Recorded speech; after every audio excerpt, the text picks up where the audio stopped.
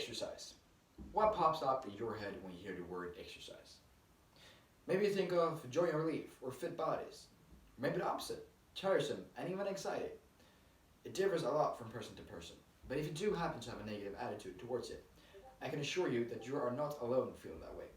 I can also assure you that that is the wrong mindset, even though it might seem hard to have a positive attitude towards it sometimes. In the next 5 minutes, I ask you to be an optimist by putting on opportunity glasses, since the only right way to look at training is by looking at it as an opportunity and not a difficulty. Today, we're together putting on the opportunity glasses and we'll look at the wide range of possibilities that training offers. Assuming that all of you, in one way or another, are connected to training, each one of you have built up your own interpretation about it. I, for instance, have been training most of my life continuously, whether it's playing some kind of sport or going to the gym. Training has always played a huge role in my life. The conclusions I have come to is that by finding something in the field of exercise that you are interested in, you will be positively affected by performing that type of exercise. Training has helped me improve my health in a lot of different ways. For instance, reducing stress, giving me energy when I most need it, but also a fun activity that I like spending time doing. By finding your type of exercise, you will find, if you haven't already, the positive effects of it. And training has also helped me figure out how mental and physical fitness are connected to each other. And I can assure you that once you experience the link between them, your attitude towards training will undoubtedly change. My experiences are trustworthy in their own way, but it's also scientifically proven that training improves your health. Studies indicate that there is a correlation between a low resting heart rate and aerobic exercising.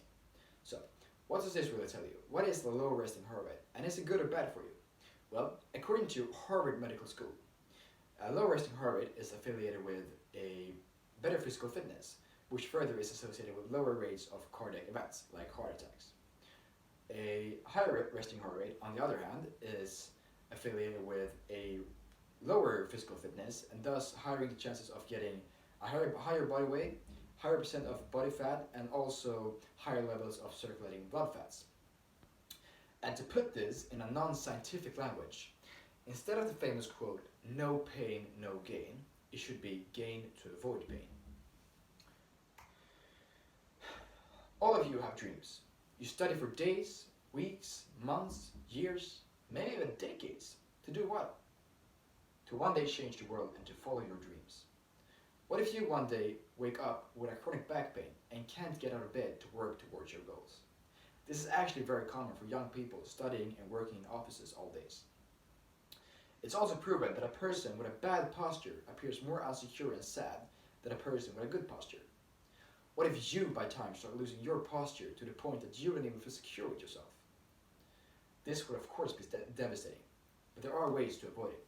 By training and working towards a better physical fitness, you will not only appear happier, you will also be able to become happier. So, does all of this mean that you have to start training 6 times a week for the rest of your life? No, of course not. However, I do strongly suggest that you every now and then consider training, as it offers both long-term as well as short-term benefits. And remember, it shouldn't be no pain, no gain. Don't look at it that way. Instead, have it be gain to avoid pain, an idea worth spreading. Thank you.